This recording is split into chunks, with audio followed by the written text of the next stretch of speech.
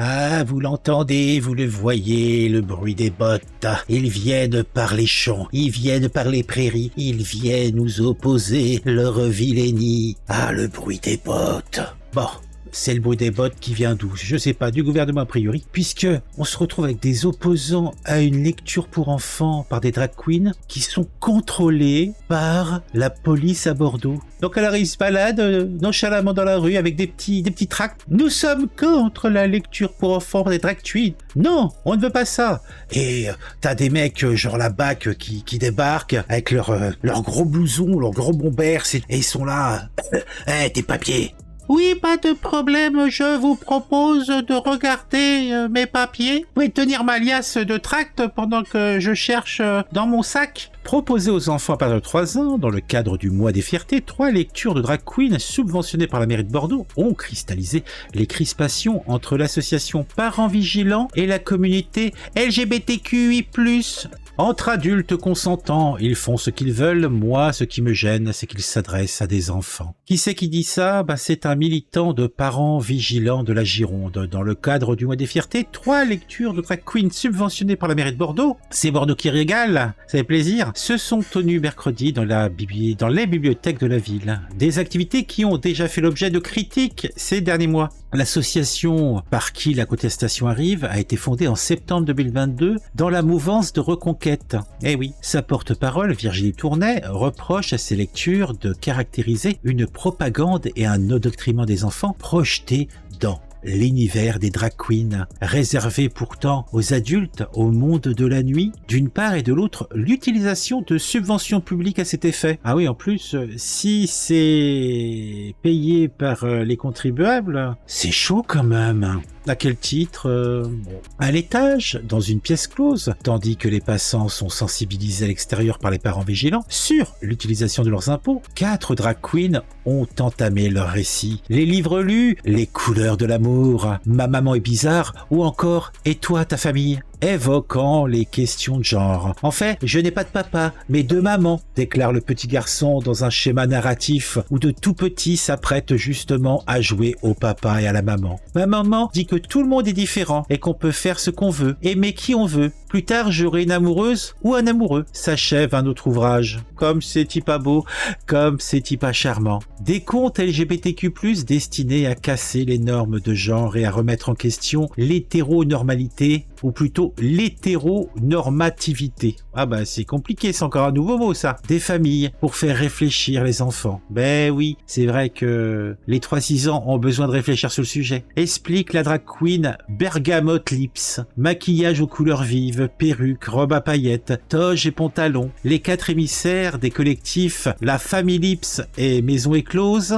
ont notamment été sollicités par l'association des parents et futurs parents gays et lesbiennes de la Gironde. Donc alors, ils ont été sollicités par l'association des parents, d'accord, et futurs parents gays et lesbiennes de la Gironde. Je ne comprends pas, c'est suspect. Les enfants sont-ils trop petits pour être confrontés et comprendre ces questions sur l'accessibilité? Planter une graine, c'est une grosse bêtise de penser ainsi. Dès petits, on suppose que tout le monde est hétéro. Il s'agit juste d'apprendre aux enfants dès leur plus jeune âge qu'il existe plein d'autres voies de faire germer une réflexion ou de planter une graine, estime Bergamote Lips. Bah oui, c'est justement le problème. Et pourquoi tu veux faire germer une réflexion ou planter une graine? Les termes sont importants. Quand tu veux planter une graine, c'est que tu veux voir germer quelque chose.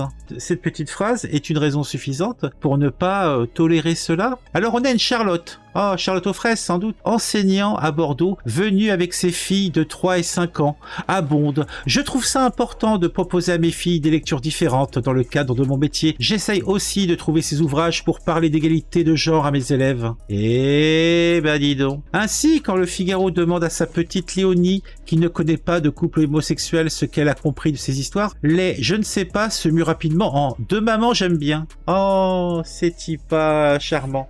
Cela fait des années que ces lectures pour drag queen existent. Ce sont les crispations qui sont nouvelles, estime Olivier Scott, l'adjoint au maire de Bordeaux. Si ça fait des années que ça existe, depuis quand? On veut des statistiques, on veut en savoir plus. On est très très intéressé. Chargé, alors c'est l'adjoint au maire chargé du handicap et de la lutte contre toutes les discriminations. Il parle de bienveillance et de lutte contre les stéréotypes de la famille. Mais c'est bien les stéréotypes, qu'est-ce que t'as contre les stéréotypes? Quant aux impôts, ce ne sont pas les subventions des associations et du Bordeaux pour toutes et pour tous qui font exploser le budget. C'est payé quand même par la communauté. Donc que ça fasse exploser le budget ou pas, ça change quoi? Si on devait aller regarder comment utiliser le budget alloué aux associations, il y aurait bien d'autres choses à dire. En tout cas, c'est ce qu'assure l'élu. Quid de l'opposition des parents vigilants? Je m'inquiète plutôt pour leurs enfants éduqués dans un climat de haine de la différence. Oh, tu penses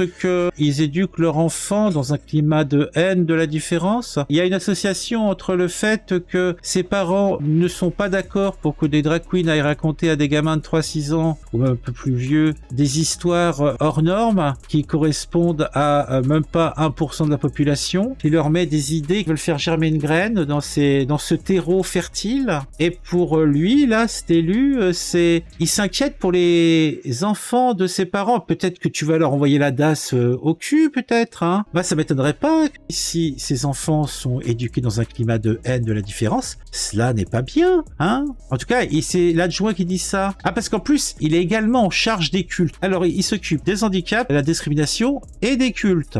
Eh ben, dis donc, il est occupé, ce monsieur, hein. Il considère que la diffusion des idées sur le genre n'est pas de l'idéologie, mais la vraie vie des gens. Bah non, c'est de l'idéologie. Il joue avec les mots. Dénonciation calomnieuse. Sur le parvis de la médiathèque où il tractait sans tentative d'intrusion ou de perturbation du spectacle, les parents vigilants n'étaient que 6. Oh là là, mais c'est une foule, hein, une présence qui a toutefois suffi à déranger. Oh bah oui, ils étaient sur le trottoir, ils étaient 6, donc ça dérangeait. Oh bah oui, donc ils ont appelé les flics. Apostrophé une première fois par l'une des responsables de l'établissement, les accusant de s'adonner à une manifestation sauvage. Oh, en raison de leur nombre. Oh, 6. Ah oui, alors ils étaient en nombre, ils étaient 6. Hein. Oh là là là là là là. Les militants ont vu surgir une voiture de police et sans discussion préalable, Danny Baudet, coordinateur du mouvement Reconquête des Gérontes, s'est vu contrôler. En cause, un signalement au commissariat dénonçant une distribution de tracts homophobes. Oh, en plus, là c'est le retour de la période la plus sombre de notre histoire. Hein. Les dénonciations, hein. Je suis sûr qu'il y avait des courriers qui ont été envoyés pour dénoncer. Oh là là. Ah, c'est pas beau, hein. Franchement, c'est ignoble, hein, faire des dénonciations comme ça. Et alors, ils distribueraient des tracts homophobes. Alors après, ah oui, si on dit qu'on n'est pas d'accord, c'est homophobe, c'est bien ça. Si la médiathèque dément en être l'origine, oui, bien sûr, la patrouille sur place s'est rapidement rendu compte à l'évidence. La brochure distribuée, certes politique, n'avait rien de répréhensible pour la loi. Elle dénonce une tribune politique transactiviste à destination d'enfants, la normalisation de la théorie du genre et des dérives wokistes, ainsi que le financement des drag queens par le maire de Bordeaux. Les passants, eux, étaient approchés à l'extérieur et sans heurts. L'objectif n'était pas de faire une esclandre ou de créer un attroupement, mais d'alerter, précise Danny Bonnet, impassible durant son contrôle d'identité. Je suis là parce que je trouve déplorable que la mairie fasse avancer son agenda idéologique au détriment des enfants, et parce qu'en tant que père de famille, je ne comprends pas que des parents amènent volontairement leurs enfants à ce genre de lecture. Et moi aussi, je ne comprends pas. Bon, le côté positif, c'est que c'était un moyen de faire parler du truc.